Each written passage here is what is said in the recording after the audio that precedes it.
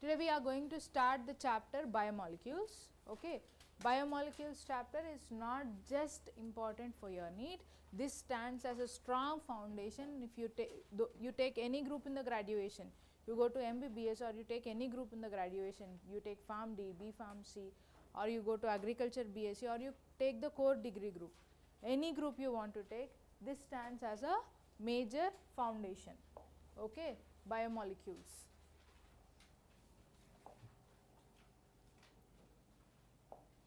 What are you going to learn in this chapter and what are biomolecules exactly?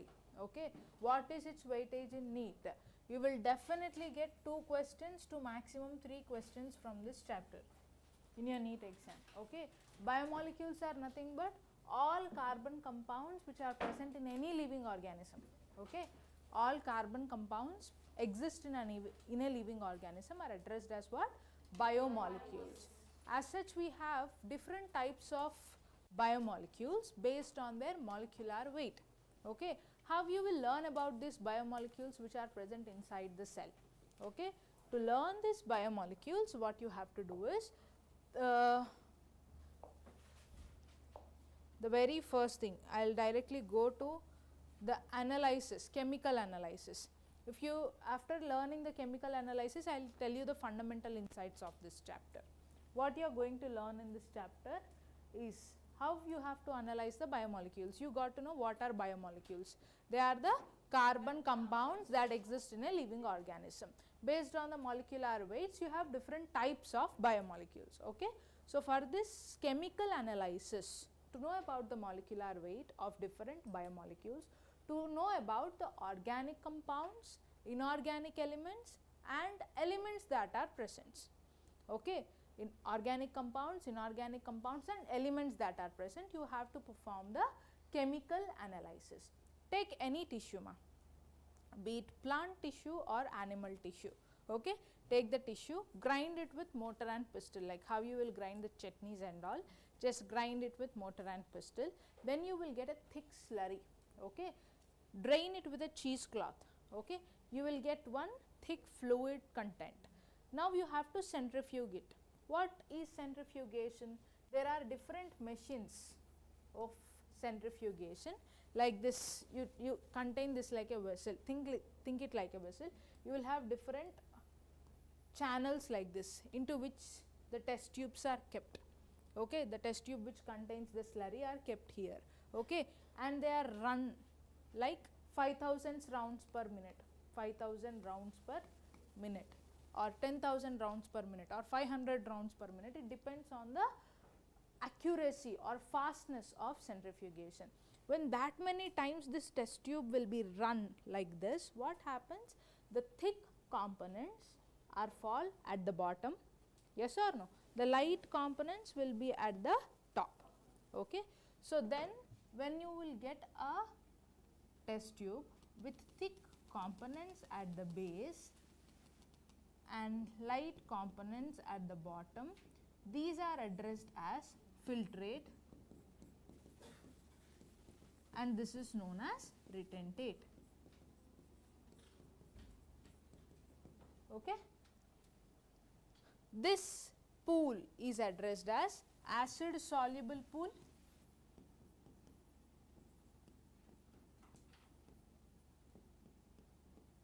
and retentate is addressed as acid insoluble pool.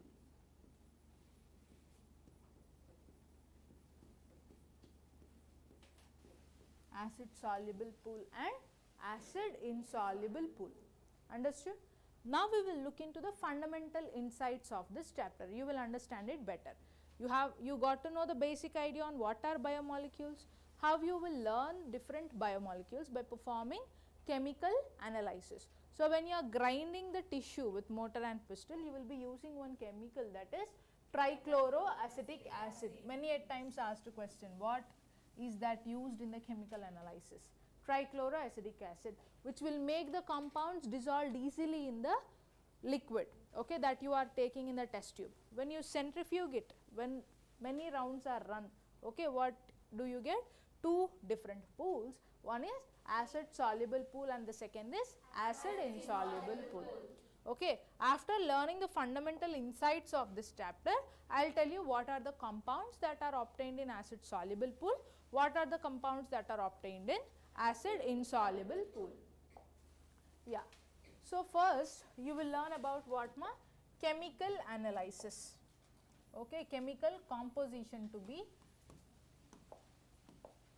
learned first, and then about primary and secondary metabolites, followed by biomacromolecules.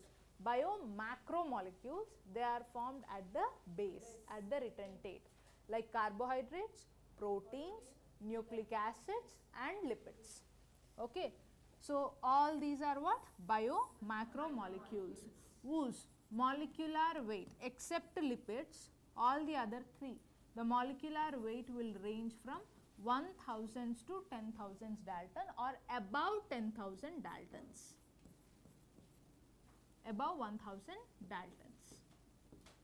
Fine, right? They range from 1000 to 10,000, or you can say it is above 1000 Daltons of molecular weight. Okay. And then about enzymes. All enzymes are proteins. Enzymes, enzyme actions, factors that affect the enzyme activity, classification and nomenclature of enzymes, cofactors. These are the major contents that we have to cover up from this chapter. So, first, to know about the chemical composition, you have to know the elemental analysis. Okay. What are the elements that are present in the earth crust and in a living organism? All the elements present in a sample of earth crust, they are also present in the sample of living organism, but they vary in concentration. Okay. The relative abundance of carbon and hydrogen with respect to other elements is higher in living organisms. Okay. Carbon and hydrogen are higher, the concentration or the percentage or the abundance of them are higher in the living organisms than compared to the sample of earth crust. Here, if you observe this table carefully, okay, though you do not remember the exact number, it is fine, but you have to remember the abundance, which is more abundant in the earth crust, which is more abundant in the living organism. So, first you are learning what ma? Elemental analysis. You have learnt biomolecules, you have learnt how to perform the chemical analysis, and then now you are learning the elemental analysis. So, first is carbon, hydrogen, oxygen, carbon, hydrogen, oxygen. In earth crust, if you see 0.14%, 0.5%, in which it is more abundant? Human body, it is 0.1 and this is 0.5. Carbon, human body. In atmosphere, it is just 0.03%. Okay. And oxygen, if you see, human body. As carbon dioxide is just 0.03% in the atmosphere, when we are reading the factors affecting photosynthesis also, we will say what is the most limiting factor for photosynthesis? Carbon dioxide is most limiting factor because it is just 0.03% in the atmosphere. Next, nitrogen is abundant in human body itself. Sulfur, human body. Sodium, earth crust. Calcium, phosphorus, magnesium, silicon. Fine, right? You should know the abundance. And the first two statements that we have learnt are the direct liners of your NCERT about the relative abundance of carbon and hydrogen that is present in the living body when compared to the earth crust. Clear with this basic concept, ma? Fine, right? If basics are clear, then the chapter will be on your fingertips. And chemical analysis, you have already an idea, you got an idea. Okay. Now, when you are grinding it with mortar and pestle, the very first tissue or the very first component in a cell that get disintegrated is cell membrane. Yes or no? In a cell, when you are grinding it, when you are crushing it, the very first component that gets disintegrated is what? Cell membrane. Okay. When cell membrane gets disintegrated, we have already learnt among at almost half of the percentage of cell membrane is composed of lipids only. Okay. The lipids will get destructed and they will form micelles like this. They will form micelles. Like this, micelles will be formed. These micelles, lipid molecular weight will be less than 1000 Daltons, but still they are obtained in the retentate because they are water insoluble.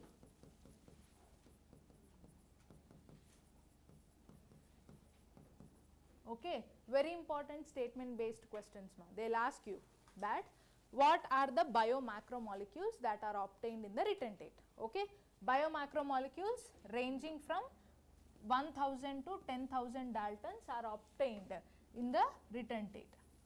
Okay, they are obtained in the retentate.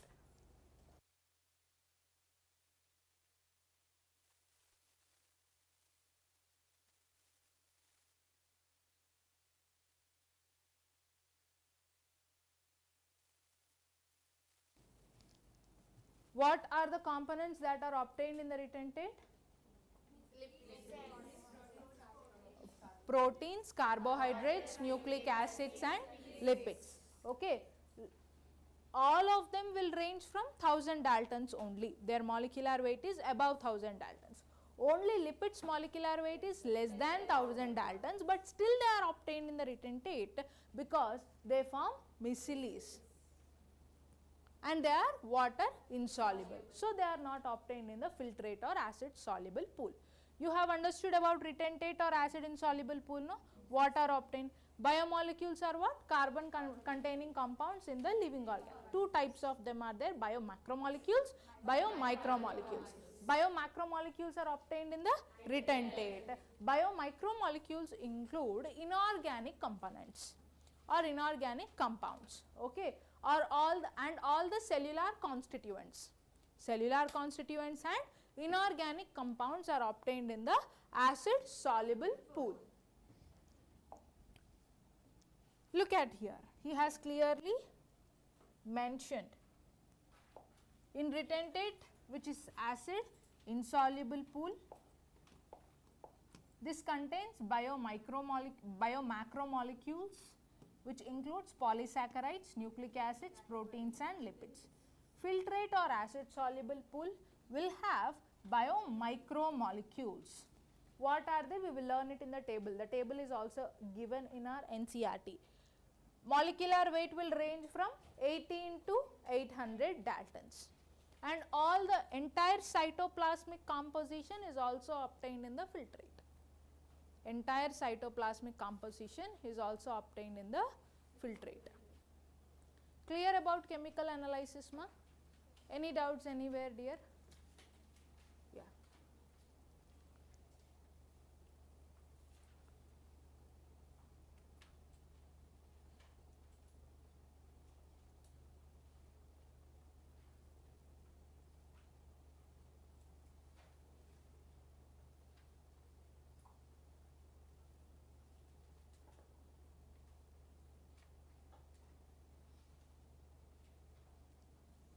Yeah, now you see, this is a complete process.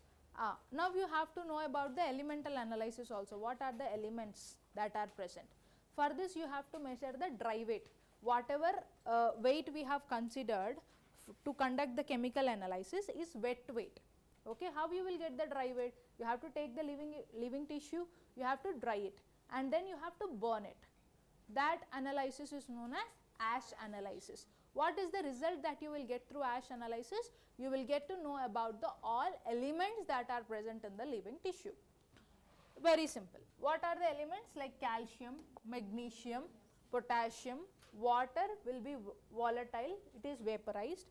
Compounds like salts like sodium chloride, calcium carbonate, phosphates and sulfates are obtained through ash analysis of living tissue.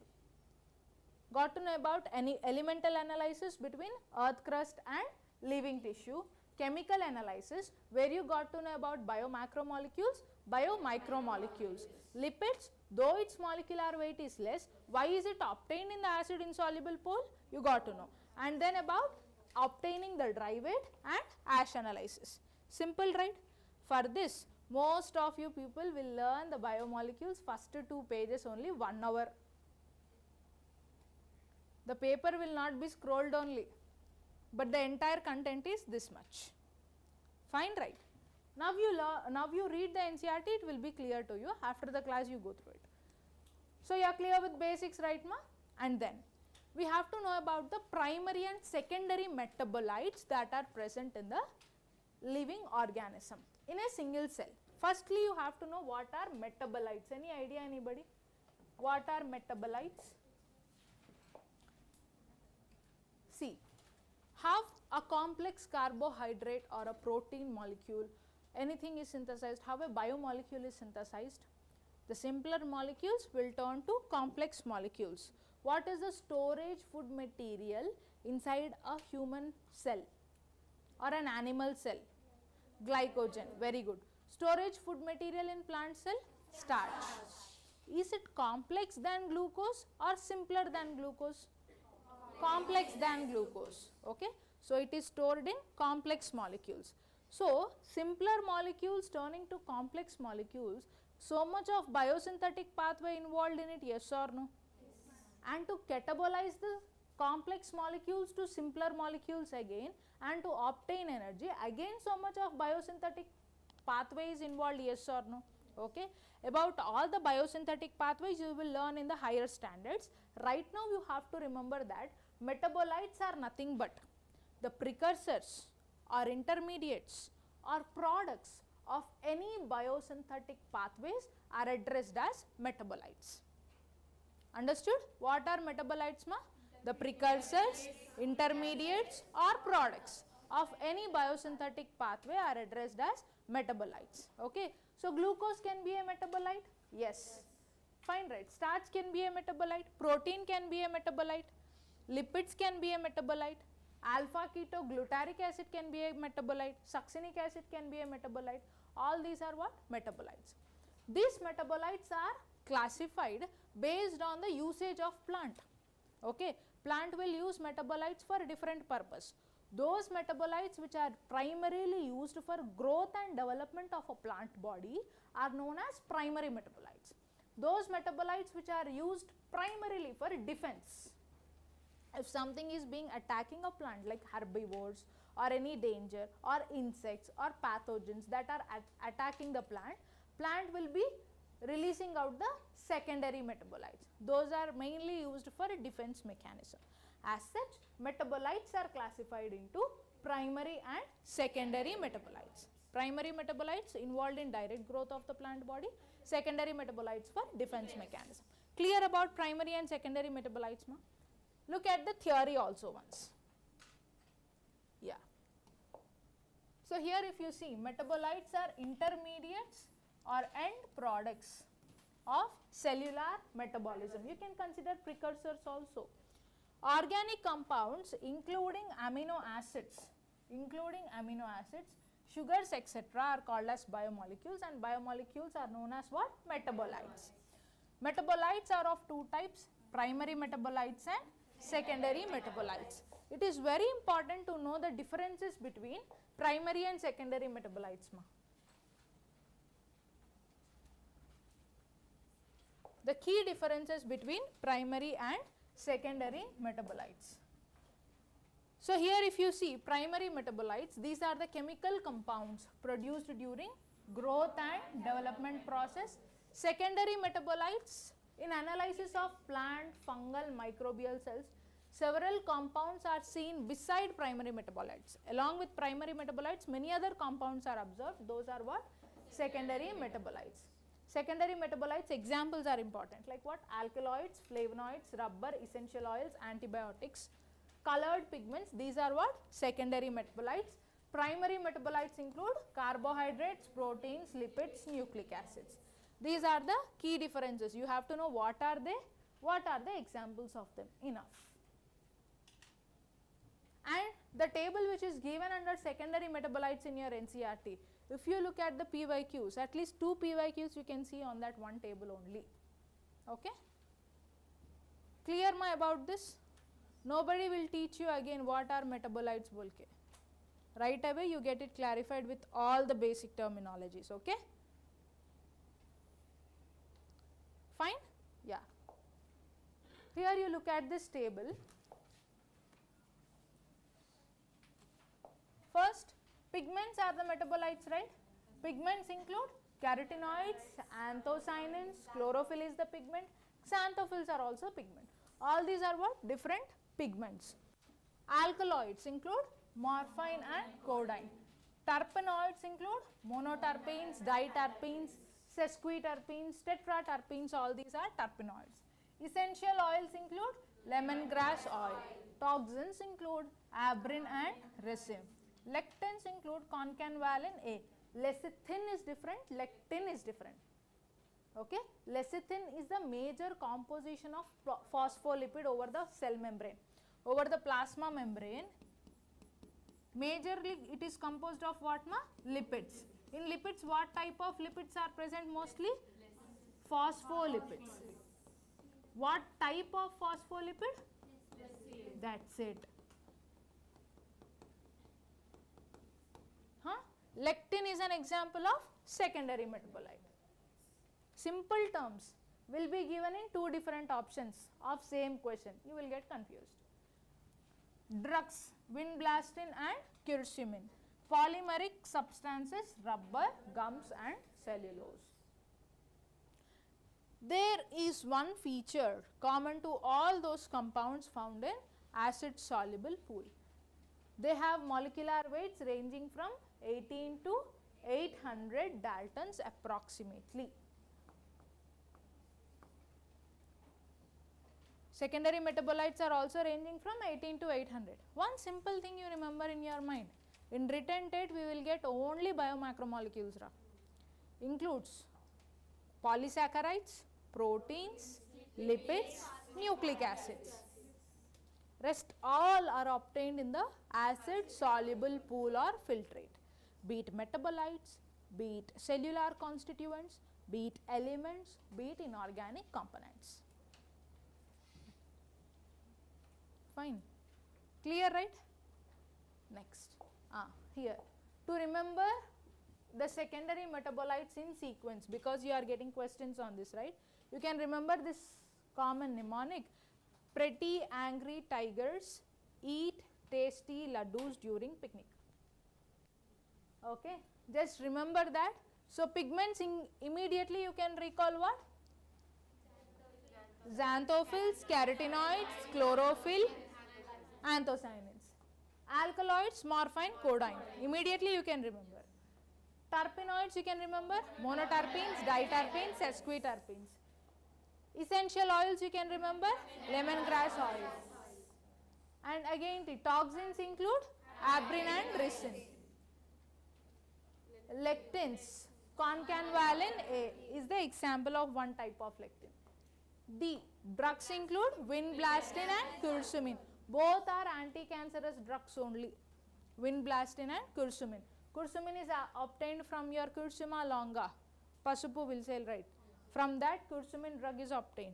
Vinblastine, vincristin. These are two anti-cancerous drugs again. They will be obtained from, you know, those Catharanthus roseus plant we will say. Pink flowers, small pink flowers will be there. Everywhere you can see that it will be small herb type only, not even shrub. Till this much also it will not be. Okay. You can see Catharanthus roseus, a basic plant all of us know, but we don't know that it has anti-cancerous properties. Next, polymeric substances includes rubber, gums and cellulose. Clear, right? You can remember it? Done with primary and secondary metabolites.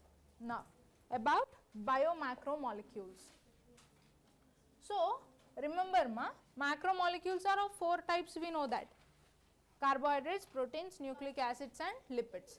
They range from 1000 to 10,000 Daltons obtained in acid insoluble pools.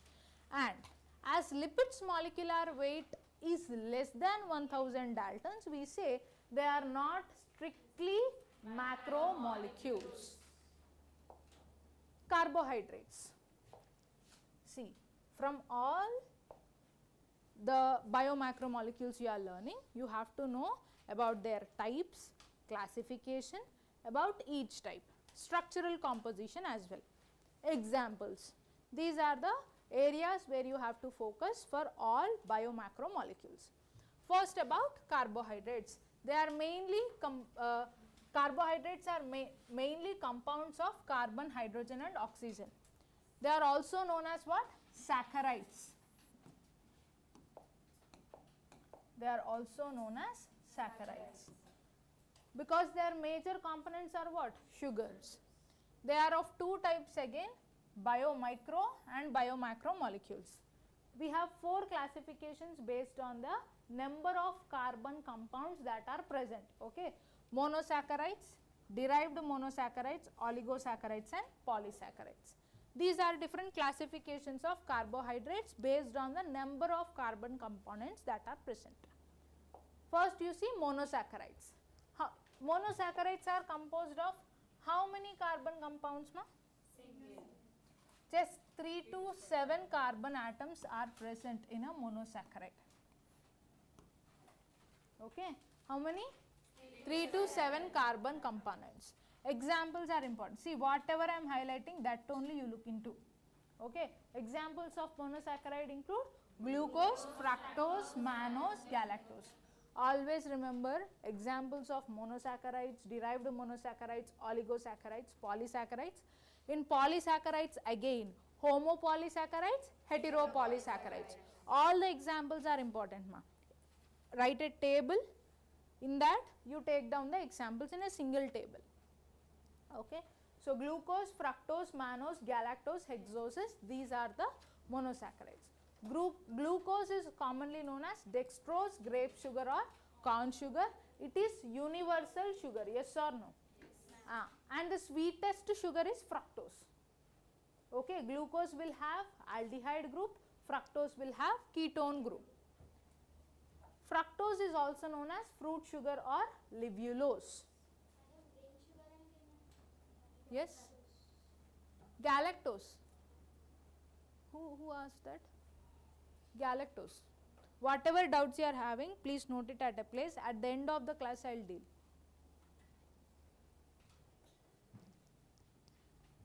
So, all the monosaccharides are known as reducing sugars. To know, to tell you about reducing and non-reducing, I would like to first know how many of you know about reducing sugars and non-reducing sugars. What are reducing sugars? Yes, ma? Afrin, right? Okay. Louder. Free functional group. Very good. Which have free aldehyde and ketone group. Why it is called as reducing if they have free aldehyde and ketone group? Why? If you can answer that, it is good. If not, also fine. I will tell. That is also one example, that it reduces what reagent? Tolan and Felling's reagent. Yes, correct. And why? How is it reducing? See, monosaccharides, when they are grouped together, when they are linked together, they will form oligosaccharide, yes or no? Disaccharide means it is having two monosaccharides. For example, lactose. Lactose will have how many monosaccharides? What are the monosaccharides present in lactose? Glucose and galactose. Okay. Glucose and galactose are present in lactose. Glucose, galactose, both are reducing sugars only. Okay. So, when free aldehyde and ketone groups are present, okay, when they are linked together, this is how the linkage happens. Can you see here? Maltose is a disaccharide. Water group is eliminated. This forms by dehydration, and this reduces the other sugar. This gets reduced when it is forming a bond with the other sugar. That is the reason they are addressed as what? Reducing sugars, which has free functional group. That free functional group will help in linking with the other monosaccharide to form a chain of polysaccharides. Understood, ma? That is how it gets reduced with agents also, reacting agents. Next, lactose is a disaccharide which has galactose and glucose. Sucrose is also a disaccharide which has glucose and fructose. Okay, the bond which is formed between two saccharides is addressed as glycosidic bond.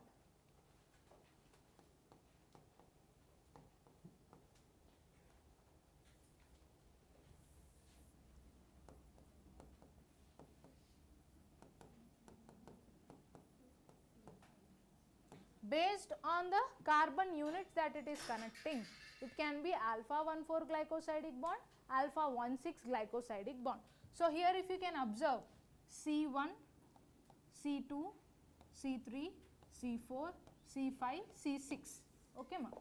First carbon of this sugar, first carbon of glucose is adjoined with fourth carbon of glucose. So it is alpha 1,4 glycosidic bond.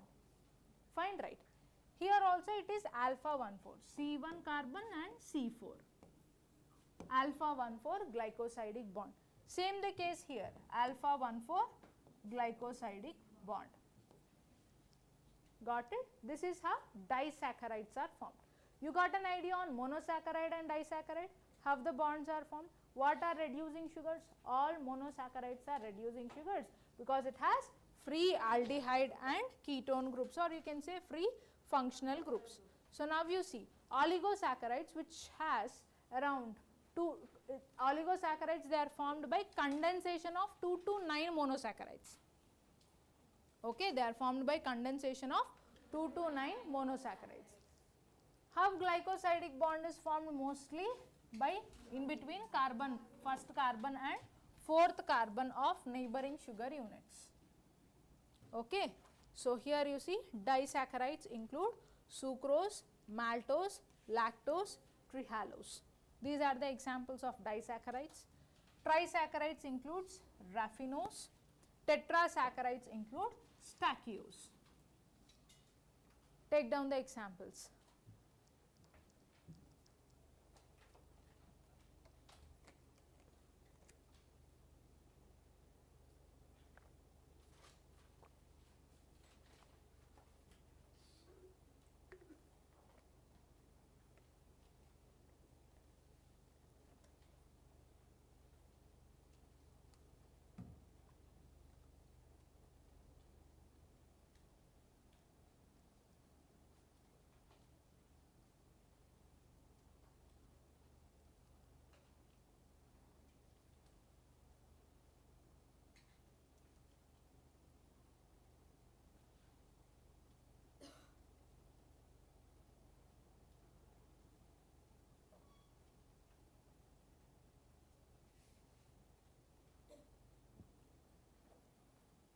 Done? Just take the examples, ma. If it is done, let me know.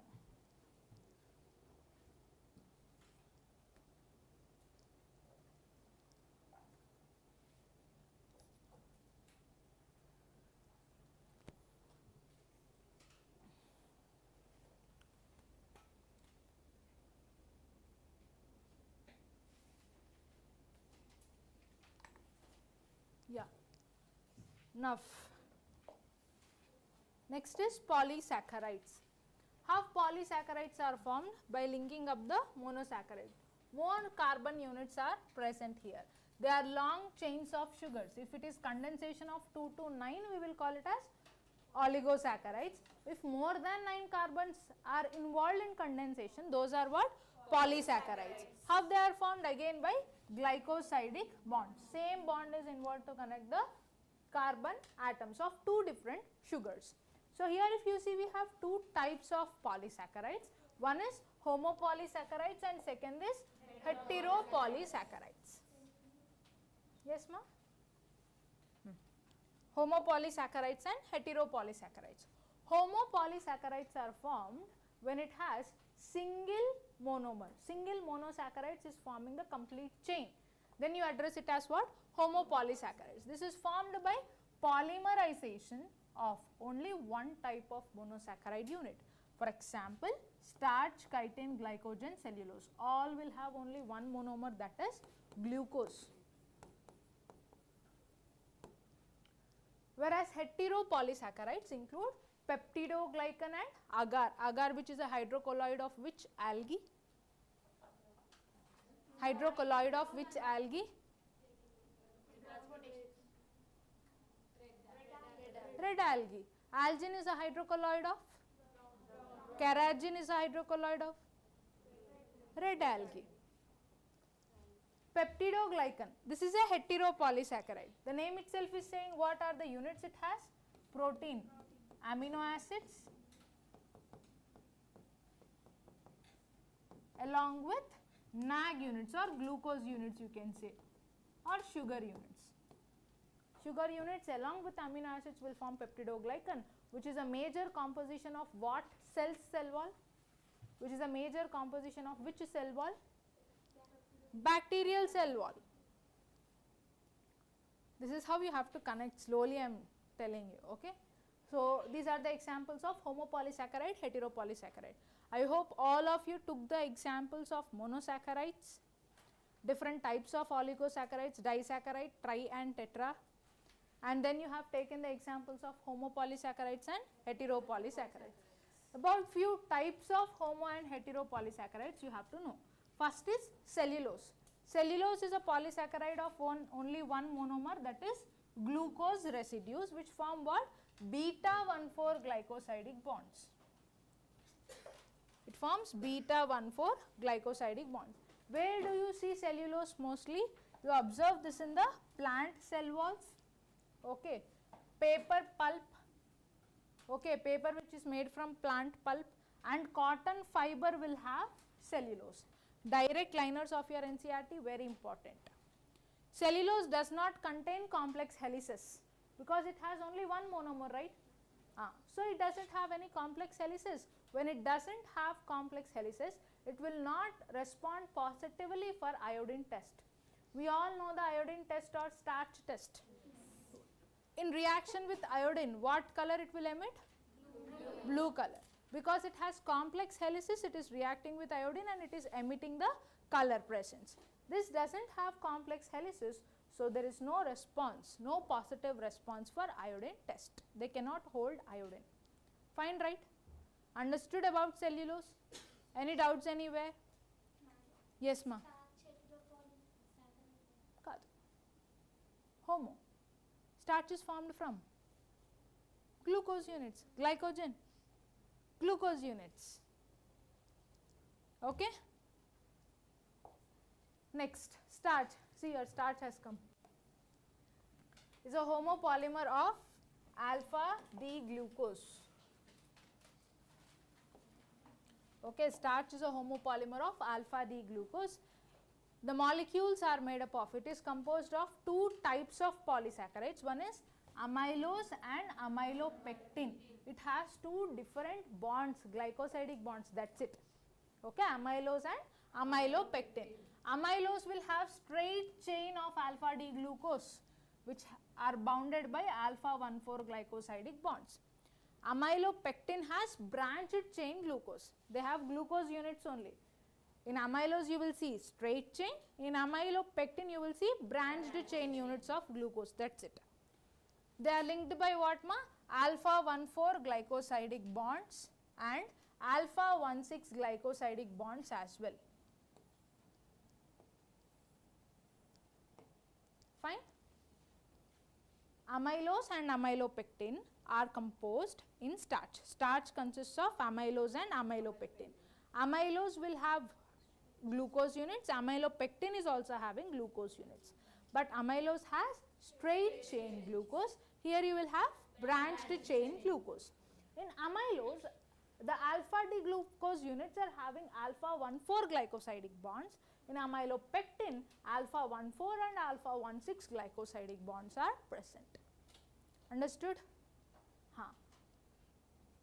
80% of starch is amylopectin only. When you look at the percentage of amylose and amylopectin in starch, how much percent of starch is having amylopectin? 80%. And of course, starch has branch chain units, it has complex helices, so it responds properly to iodine forming starch iodine complex, giving out what color? Blue color. Clear everything with starch? Any doubt anywhere?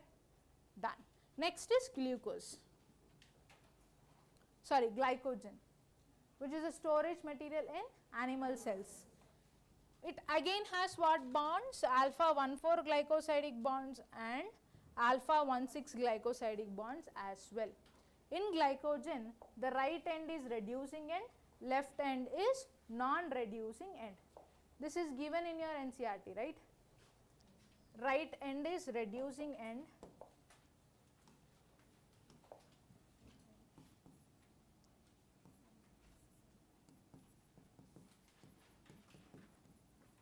left end is non-reducing end. Here you see at right end, can you see free aldehyde groups that are present? Left end after forming glycosidic bonds, can you see any free aldehyde or ketone groups here? No, this is non-reducing end. Got it?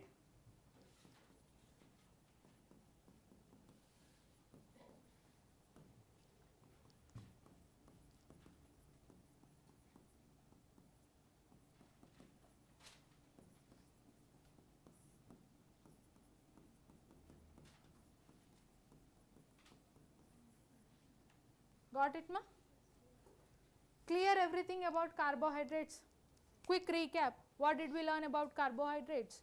4 types. Monosaccharides, oligosaccharides, polysaccharides. In polysaccharides, we have also learnt about homopolysaccharides and heteropolysaccharides. First about monosaccharides. It will have how many carbon units? 3 to 7 carbon units. Examples include glucose, fructose, mannose, galactose. Okay, they will be having reducing, they are addressed as reducing sugar because they have free aldehyde or ketone groups. Next, oligosaccharides formed by condensation of 2 to 9 carbon atoms. They are formed by condensation of that. So, examples of oligosaccharides include disaccharides, tri, tetra. Disaccharides example include sucrose, maltose, lactose, trehalose. Trisaccharides include raffinose and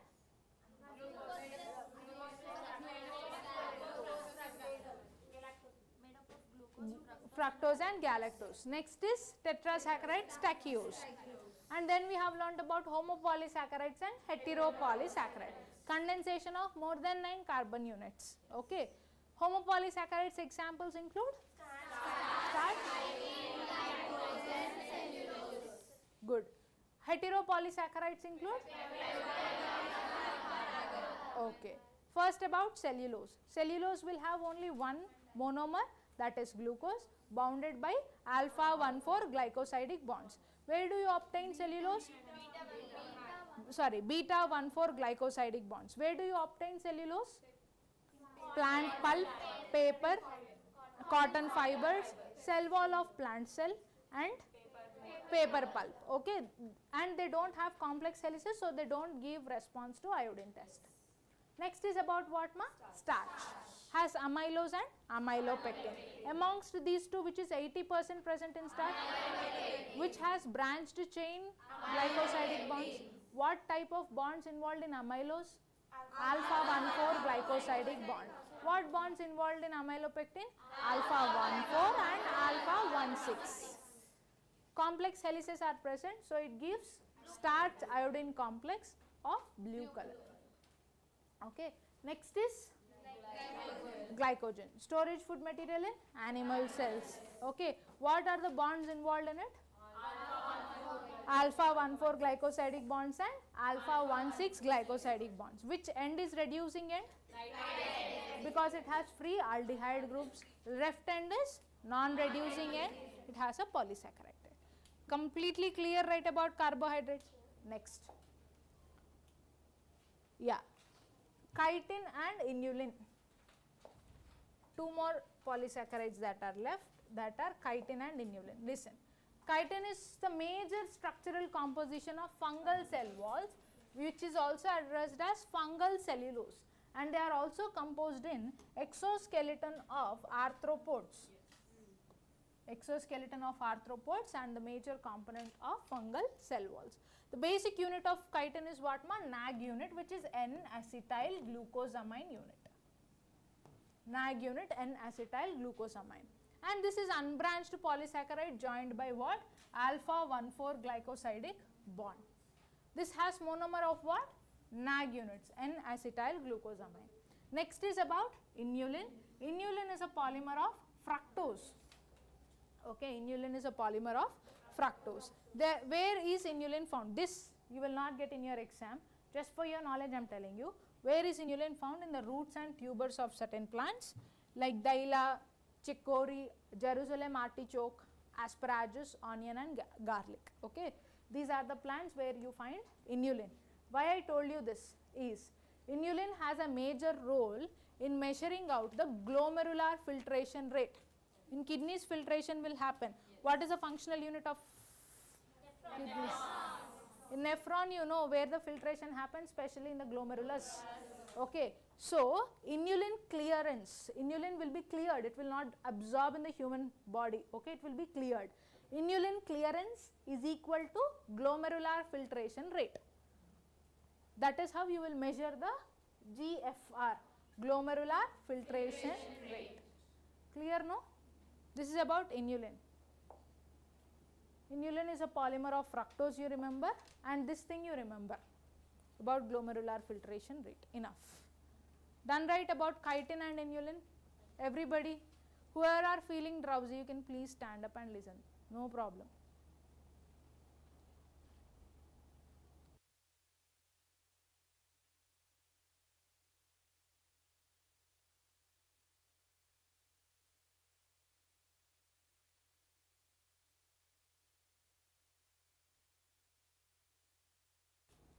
Done with this? Next, proteins.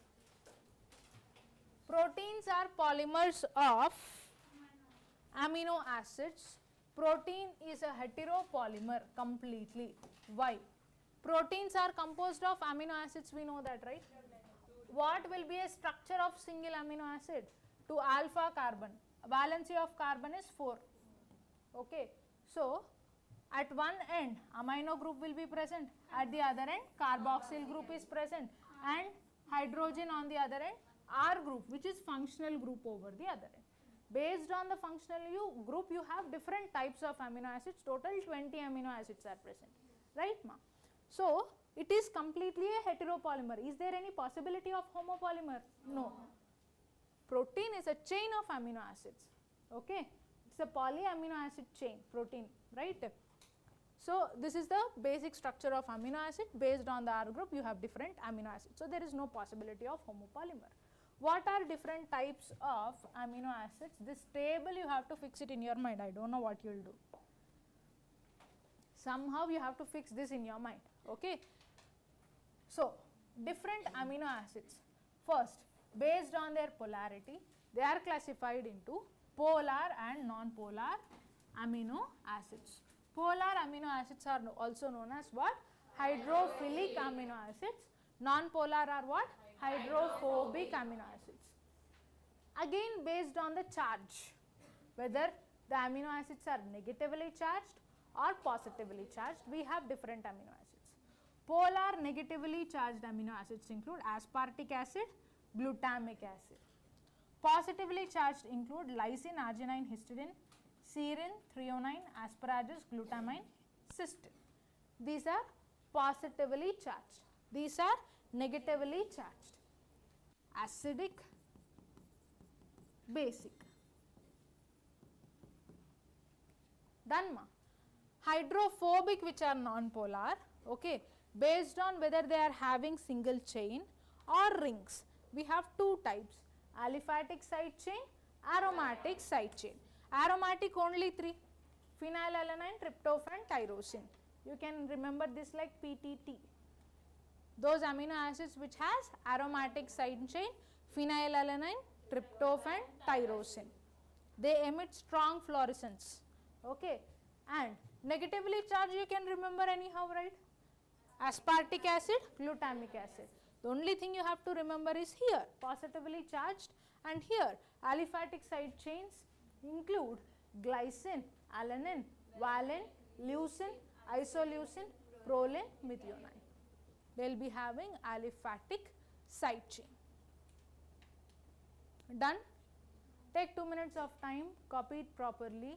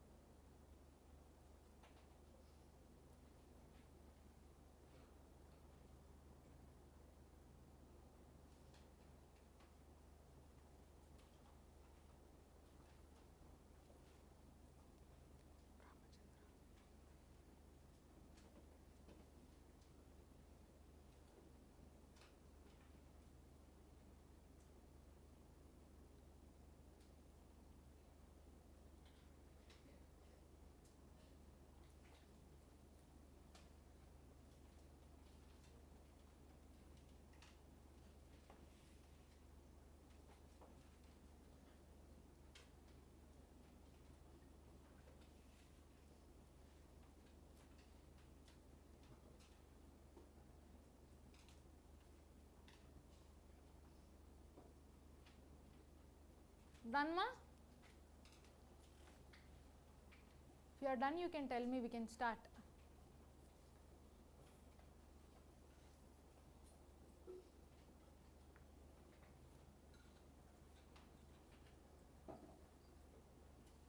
Revise. Waiting for few more students. The one who are done, you can revise.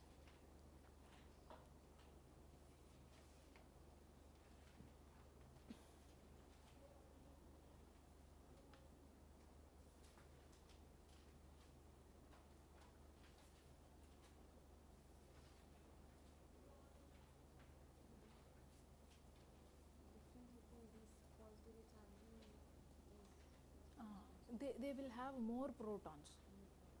They will have less. They will be having hydroxyl groups. OH groups are present.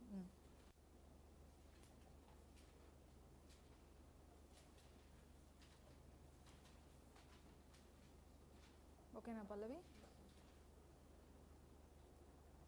Done?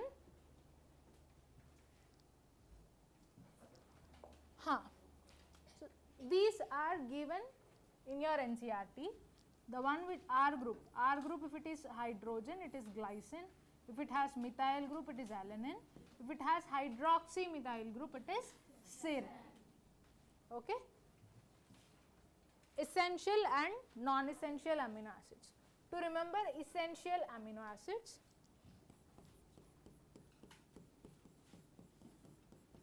this is the mnemonic. Can you see this? Private Tim Hall.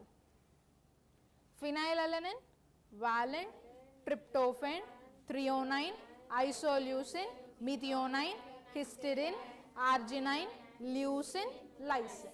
That's it. What are essential and non-essential amino acids? Primarily, you tell me. What? Body. You have to take it from outside through your nutrition. Those are essential. That's it. Simple. Non-essential already exists in your body. Got it? You can easily remember, right? Essential amino acids.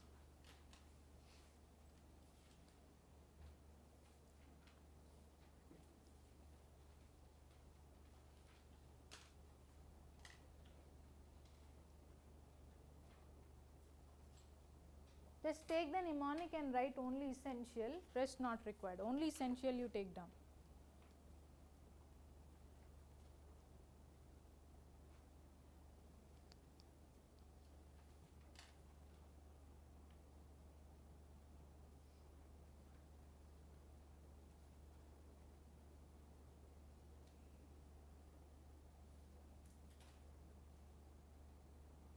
Done?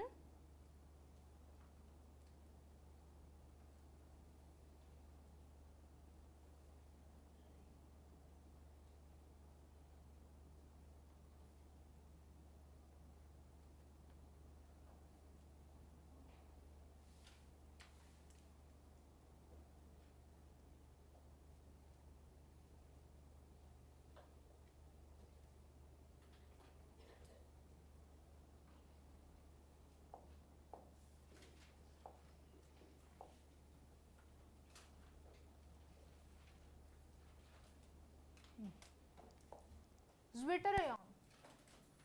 So we have learnt the molecules which are basic, acidic based on the charge, right? Those which have more protons, more hydrogen atoms are acidic. Those which have hydroxyl group and less protons are basic. Zwitterion is a molecule which has both the functional groups. It has functional groups with at least one positive charge and one negative charge. Okay, the functional group with one positive and one negative charge. When it has one positive and negative charge, the net charge will be 0. From Zwitterion, if you even more reduce the pH, it turns to what? Cation. If you increase the pH, it will turn to what? Anion. Okay. So at low pH or acidic pH, you can see what form of amino acid? Cation. Okay. Cation which has positive charge over amino group. So the net charge is +1. At neutral pH, which is known as isoelectric point. At this isoelectric point, it has neutral charge, both positive charge and negative charge, which is addressed as Zwitterion. It has both positive and negative charge, and the net charge is 0. Okay. At high pH, which is at basic pH, it is in the form of anion and it has basic group, that is negatively charged over the carboxyl group, anion. Net charge is -1. Clear? Many a times questions asked on Zwitterion from amino acids. Important ma. Not just here, even in your biomolecules of chemistry.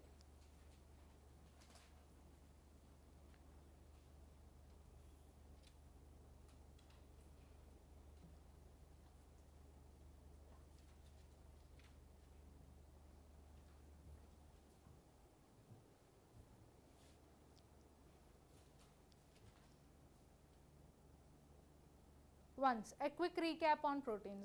What did we learn? Proteins are the polymer of amino acids.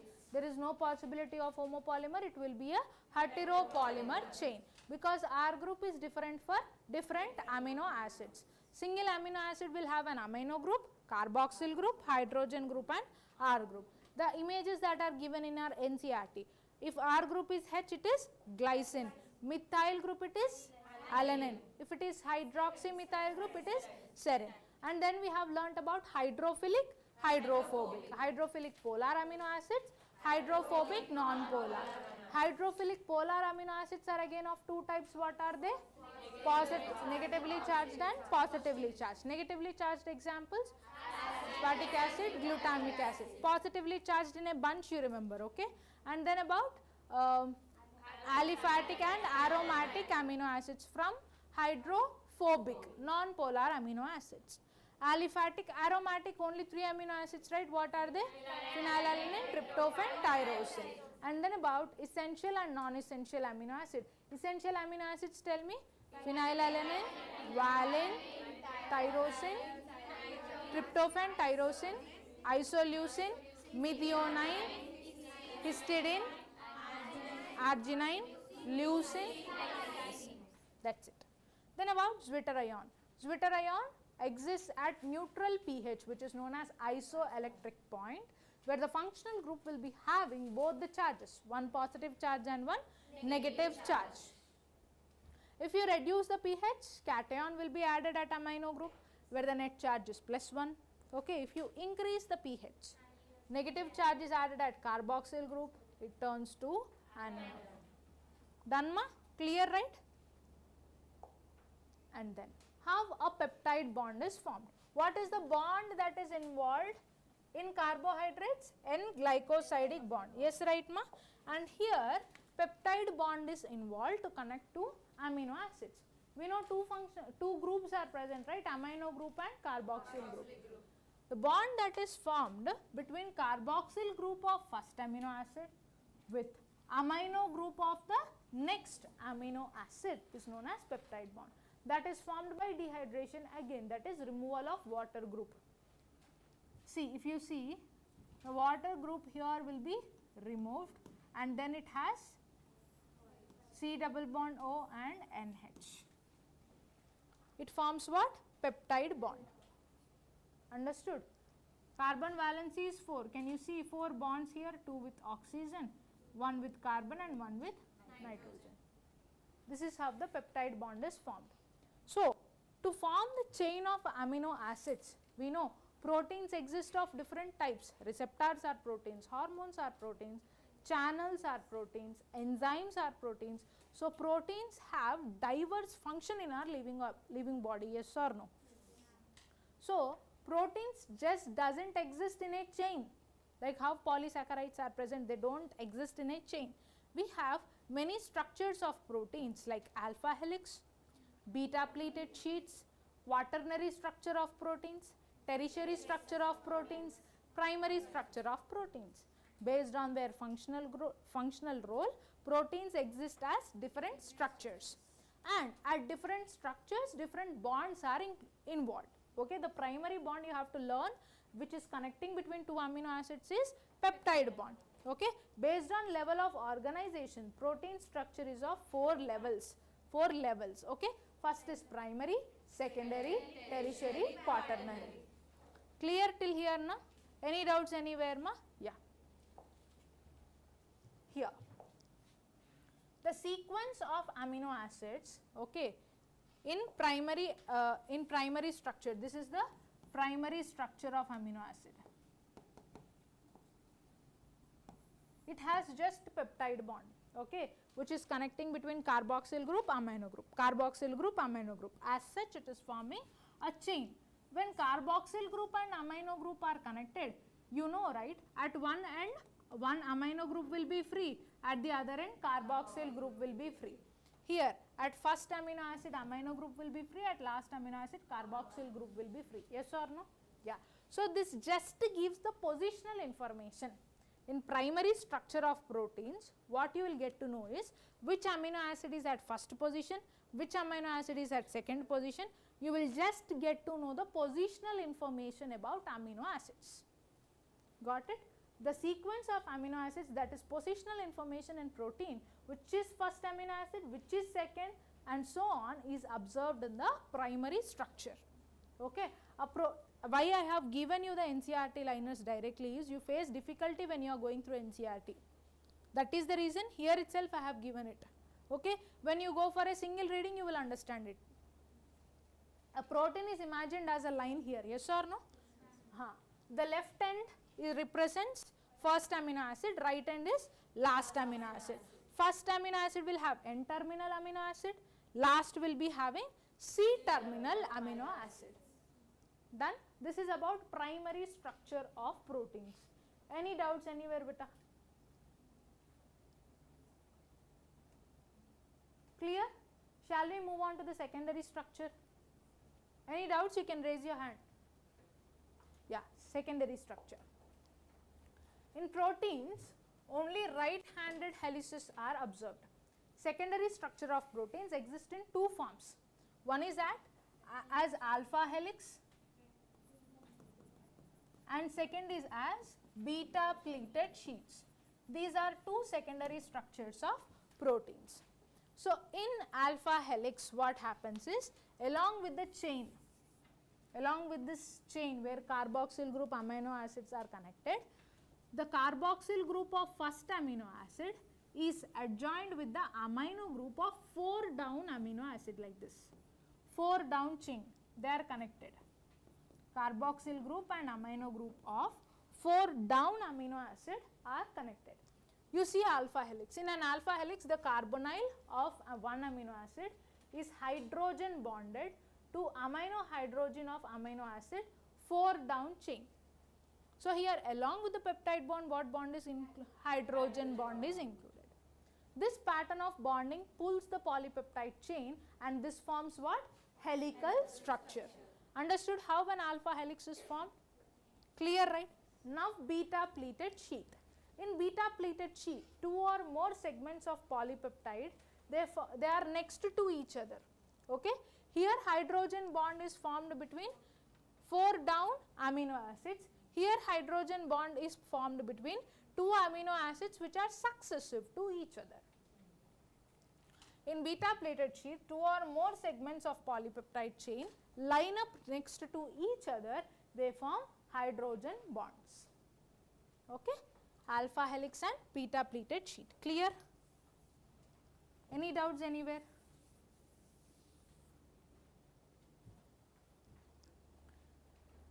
Done with the secondary structure, ma? Primary structure, only one bond is included. What is that? Peptide bond. What you will get to know about the primary structure? Positional information about the amino acids. First amino acid will have what terminal? N terminal. Last amino acid will have secondary structure of 2 types. What are they? Alpha helix and beta sheet. Alpha helix and beta sheets, they will have one more bond in extra. What is that? Hydrogen bond. In alpha helix, the hydrogen bonds are formed between first and 4 down amino acid. Beta pleated sheet between 2 amino acids, successive sites. Clear? Next. Yeah. This gives you tertiary and quaternary structures. In addition, long protein chains are folded into hollow woolen-like structure, woolen ball-like structure. Yes or no? Some complex proteins, they are formed into hollow woolen-like structures. This is 3-dimensional view of proteins, which is tertiary structure of proteins. This includes many other bonds like hydrogen bonds, ionic bond, dipole-dipole interactions, hydrophobic interactions.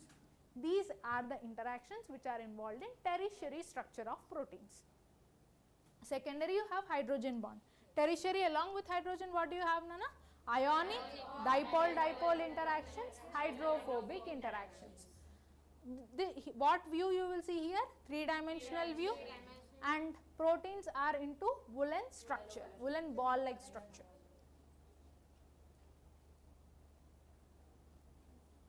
Done about tertiary structure, ma? No? Still taking down? Just take down what are the bonds that are involved enough.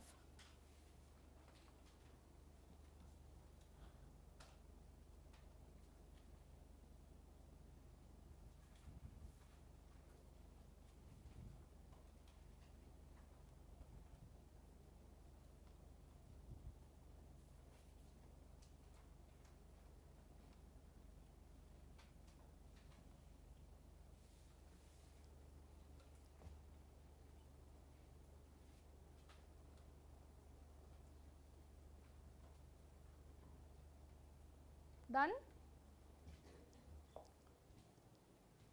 Now about quaternary structure.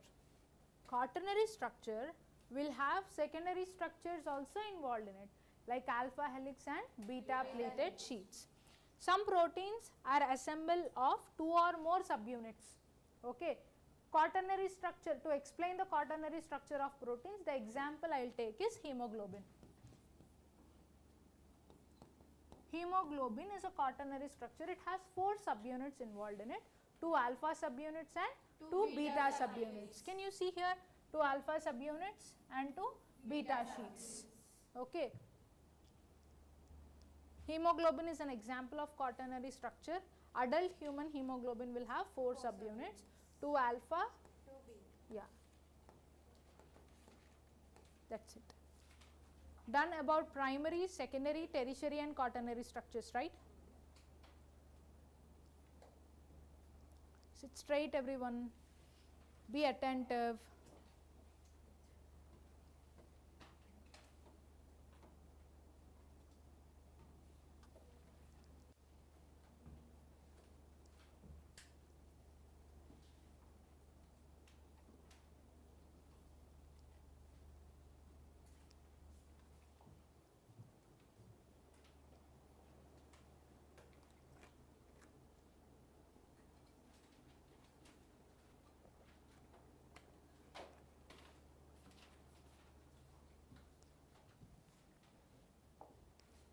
So, here you got to know about the functional information of proteins, levels of protein organization, primary, secondary, tertiary and quaternary.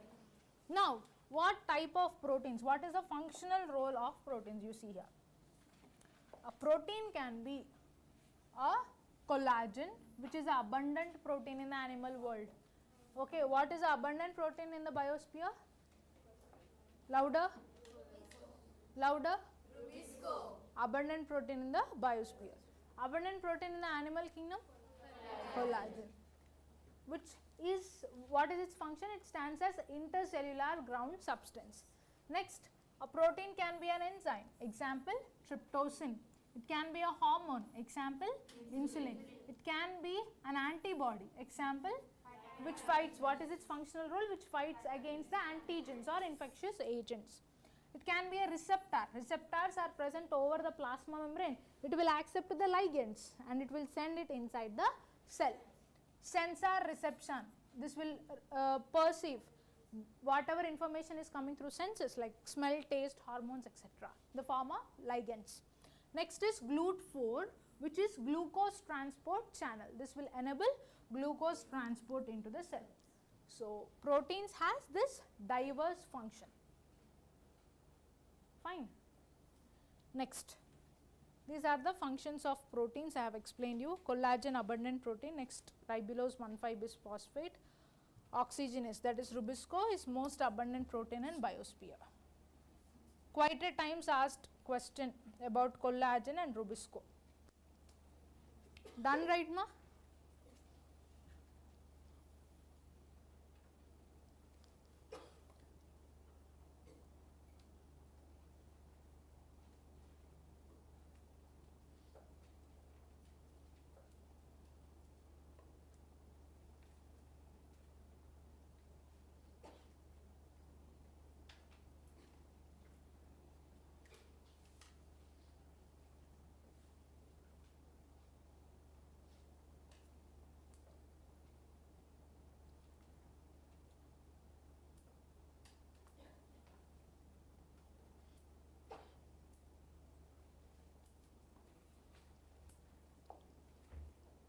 Done. If you are done with proteins, I will move on with nucleic acids. If you are done, just let me know.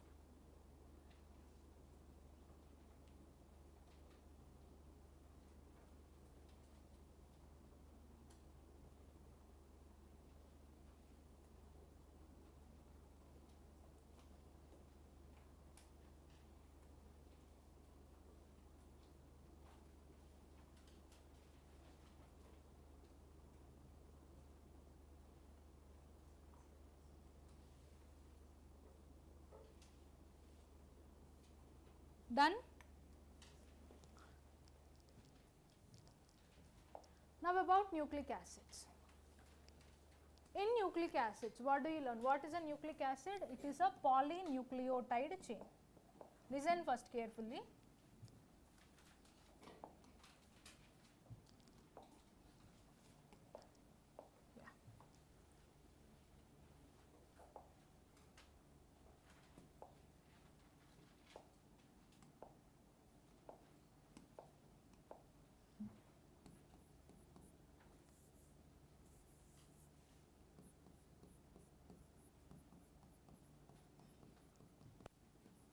Nucleic acid is a polynucleotide chain.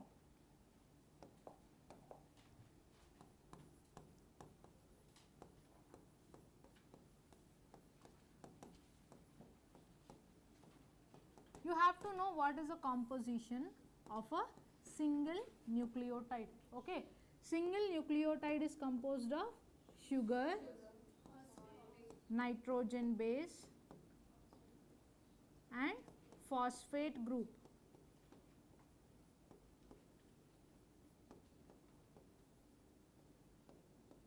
Sugar plus nitrogen base addressed as what, ma? Nucleoside.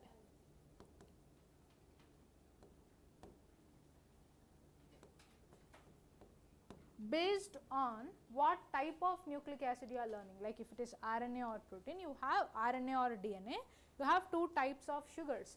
If it is RNA, very good, you have ribose sugar,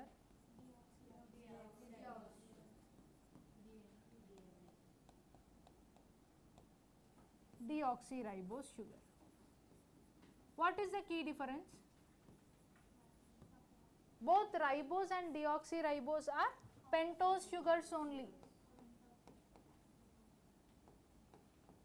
Both are pentose sugars only, okay, which has 5 carbon, fine, right? But then deoxyribose at second carbon, OH group is absent. Absence of OH group. Deoxy, oxygen group is not present at second carbon, fine, right?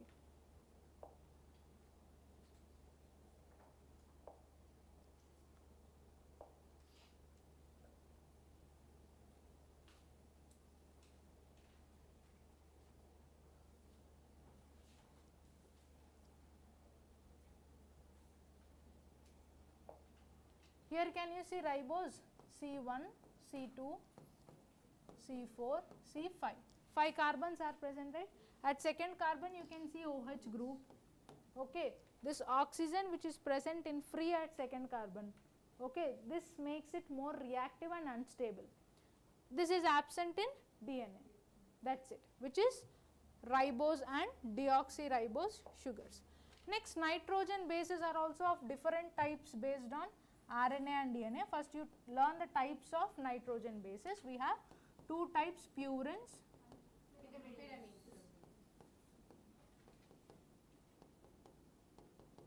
purines and pyrimidines.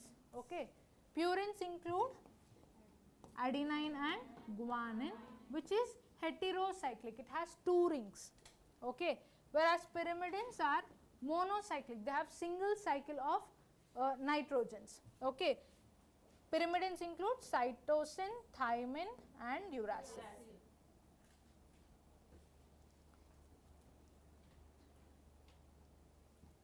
If it is RNA, what type of nitrogen bases you have?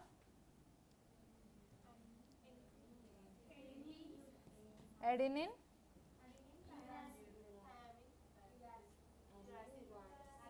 guanine, cytosine, uracil. If it is DNA, what do you have?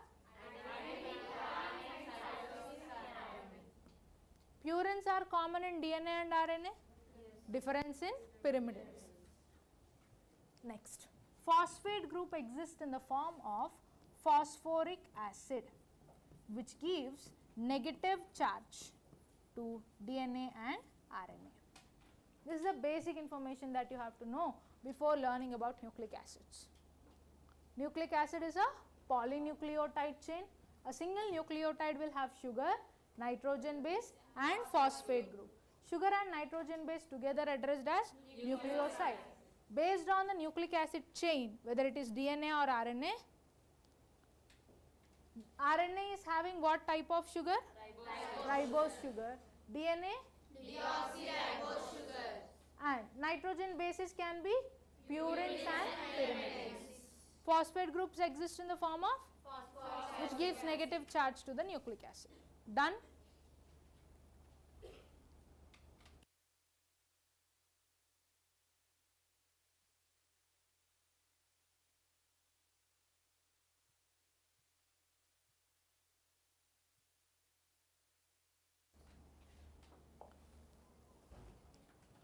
So here we go with, you understood, right? A single nucleotide composed of sugar, nitrogen base and phosphate group.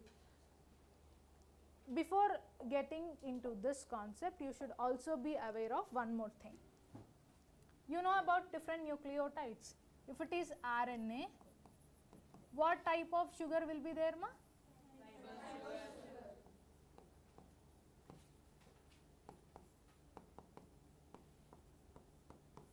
To this ribose sugar, let us suppose different nitrogen bases are present.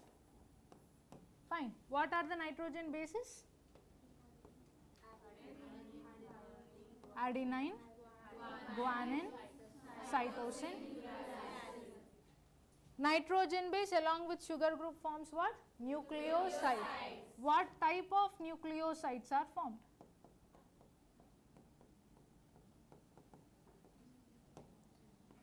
Adenine plus sugar, that is ribose, you address it as adenosine.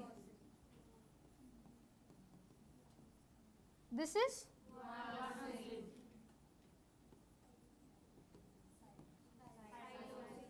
cytidine, uridine. Along with phosphate group.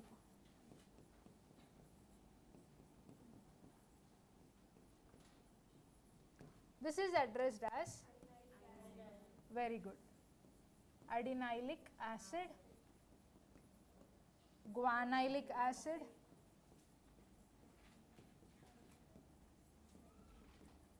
cytidylic acid,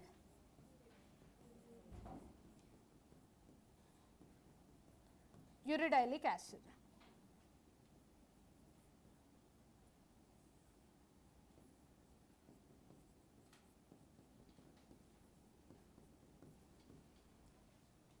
Fine.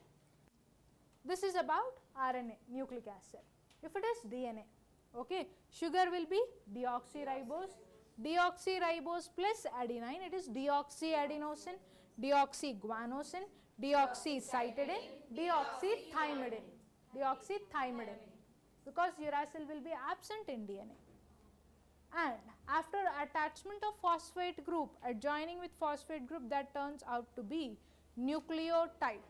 It is deoxyadenylic acid, deoxyguanylic acid, deoxycytidylic acid, deoxythymidyllic acid. Done? Clear?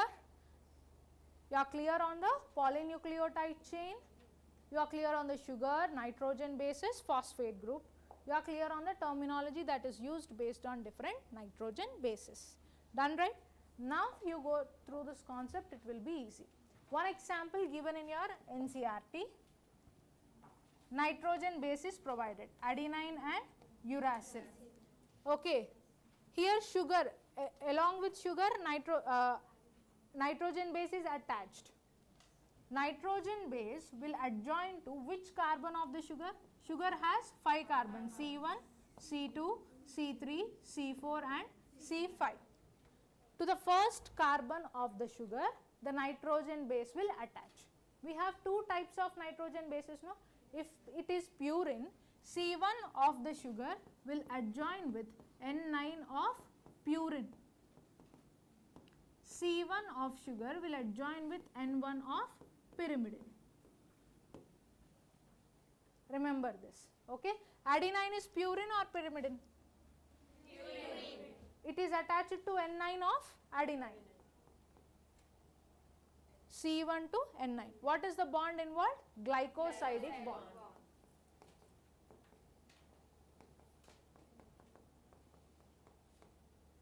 This is how a nucleoside is formed. As at second carbon OH group is there, what is the sugar? Ribose sugar. So it is adenosine, this is uridine. Uracil along with sugar, uridine. Fine. At fifth carbon, phosphate group is attached. By what bond? Phosphoester bond.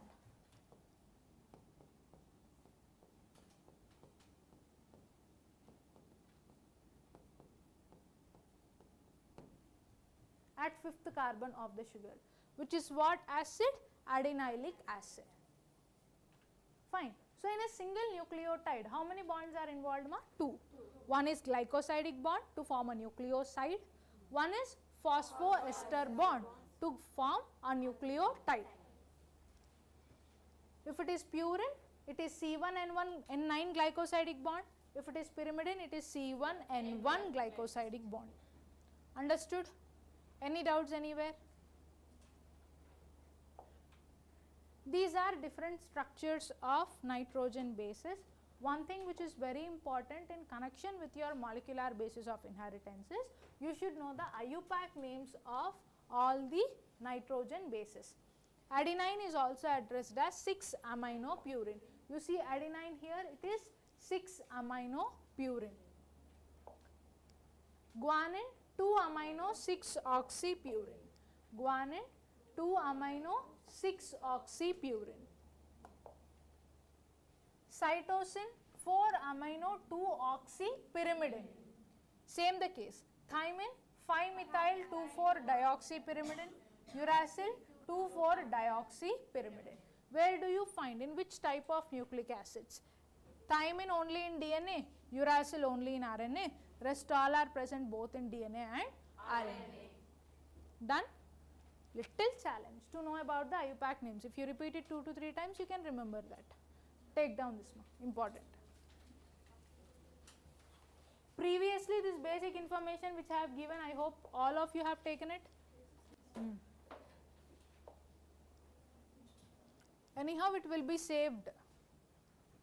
If you have misplaced also, later at least you take down.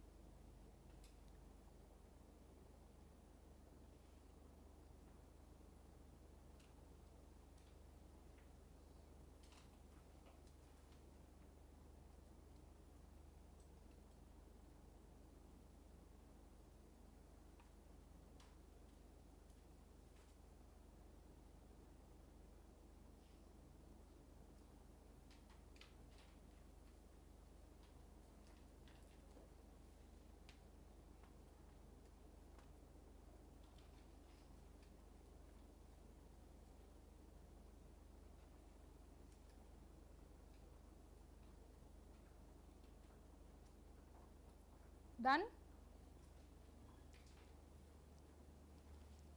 Fine, right. We will stop here. Once let us discuss the key takeaways of today's session. First, about biomolecules. We have understood? Sit straight everyone. All biomolecules are nothing but the carbon compounds that are present in a living organism. To understand what are different biomolecules that are present in the living organism, we have performed different analyses. First is elemental analysis, to know the compounds or the elements that are present in between earth crust and human body. Okay. We have also learnt about the relative abundance. From the statement of the NCERT, carbon and hydrogen, oxygen, they are relatively abundant in living body.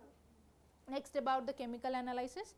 Chemical analysis is performed by what chemical that is used in that?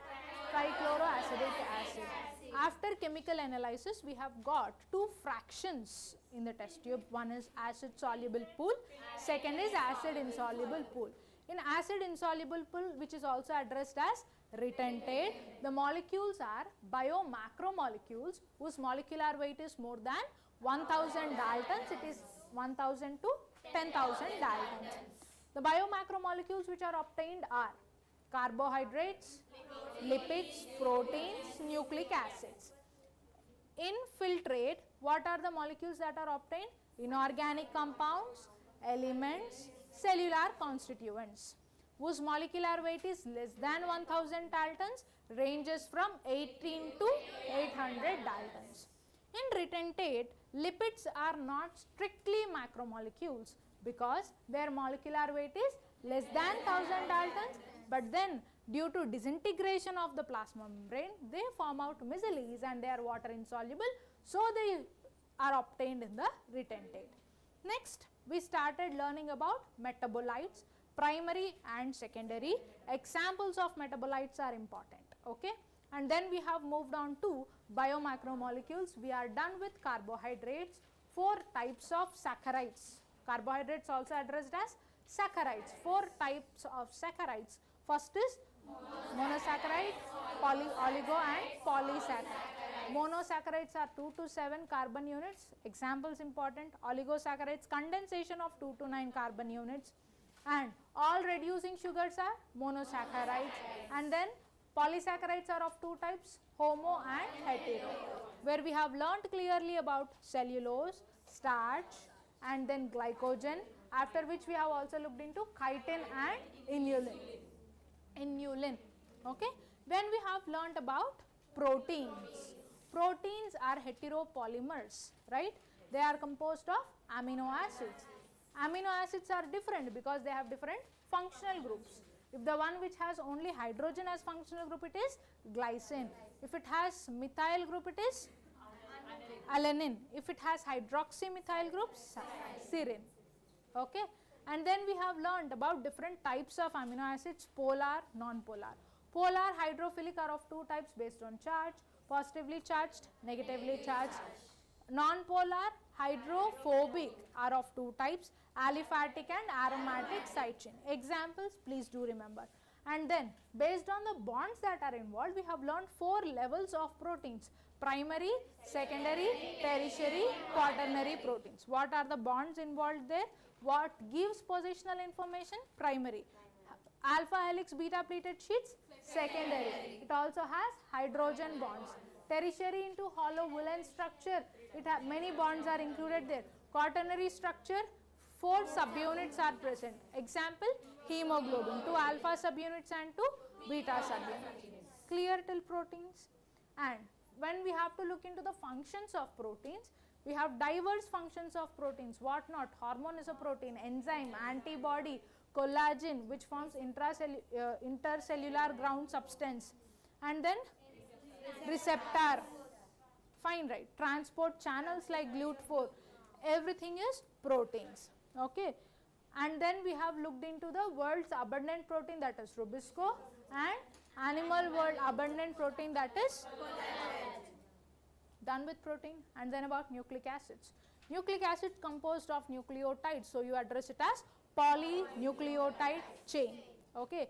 If it is any nucleotide is composed of 3 components: sugar, nitrogen base, phosphate group. Sugar and nitrogen base are addressed as nucleoside. Sugar, nitrogen base and phosphate group, it is nucleotide. Okay. So ribose sugar and deoxyribose sugar, what is the key structural difference? Key structural difference: absence of OH group at second carbon in deoxyribose sugar. Okay. And what are the nitrogen bases that are present in DNA? Adenine, guanine, cytosine, and nitrogen bases in RNA. Done. And then a phosphate group will make it a nucleotide. What are the bonds that are involved in a single nucleotide? Glycosidic bond, phosphodiester bond. Glycosidic bond is formed at which carbon of sugar? First carbon of the sugar, with N9 of purine, with N1 of pyrimidine. Phosphoester bond at which carbon of sugar? 5th carbon of sugar. Till here everything is clear, right? And these are about different nitrogen bases, their IUPAC names. How a polynucleotide chain is formed, we will discuss tomorrow. Okay, with that nucleic acids also will be done. And then we are left over with lipids and enzymes. We will do it tomorrow and exercise all NEET PYQs on biomolecules.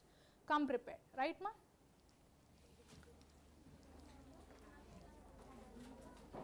Hello, wait.